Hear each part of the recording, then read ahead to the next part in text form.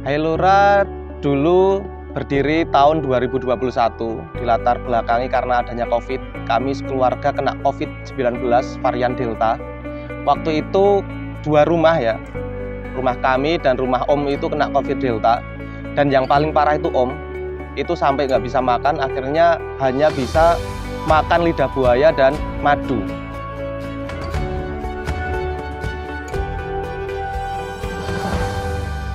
Dari saat itu saya mencoba melihat potensi yang ada di sana. Saya coba searching, saya coba googling di Indonesia. Ternyata ada 24,6% penduduk Indonesia itu kena asam lambung seperti itu.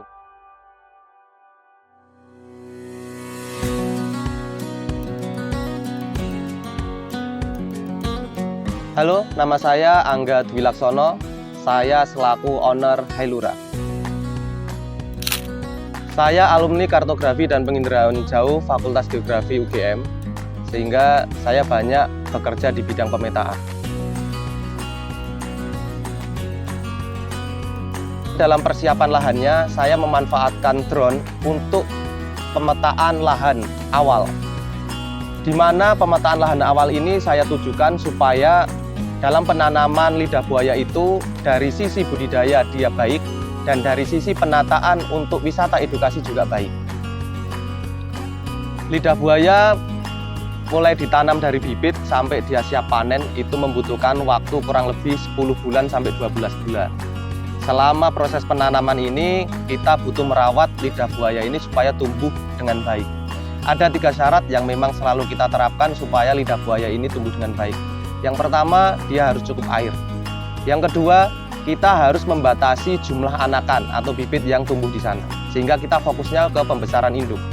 Yang ketiga, lidah buaya harus mendapatkan sinar matahari yang maksimal dalam sehari minimal 8 jam. Dengan seperti itu lidah buaya akan bisa tumbuh besar. Kemudian, setelah masuk ke bulan 10 atau bulan 12, nanti lidah buaya yang siap untuk dipanen dia memiliki ciri-ciri pelepah yang paling bawah itu dia akan lebih roboh dari posisinya dibandingkan yang atas. Kemudian ciri-ciri yang lain adalah warnanya dia cenderung kekuningan. Lidah buaya yang kami tanam, kemudian kami panen dan kami produksi untuk diolah menjadi lidah buaya kupas murni. Kami melihat ini dari positioning market ya.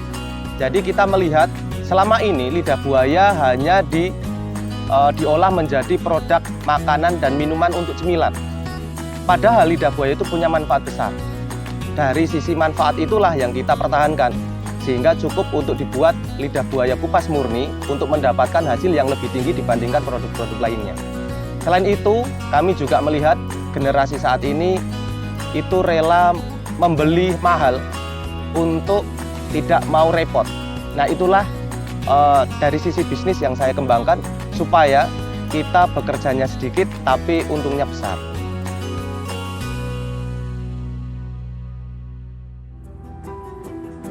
Proses pembuatan produk kami mulai dari awal, lidah buaya yang sudah kami panen, kemudian akan kami bersihkan, cuci bersih.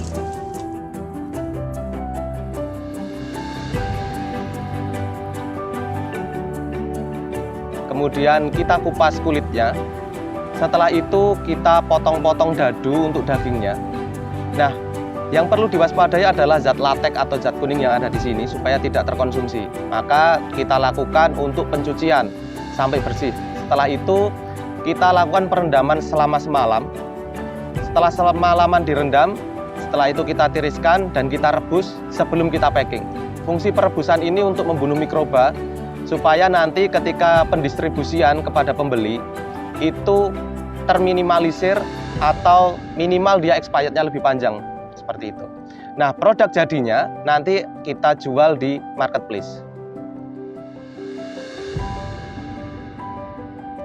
Kehadiran Hailura diharapkan bisa memberikan produk-produk yang sehat, yang dicintai oleh pembelinya, dan dia bisa memancar ke lingkungan sekitar sehingga kita bisa memberikan manfaat kepada Bapak Ibu yang ada di sekitar sini.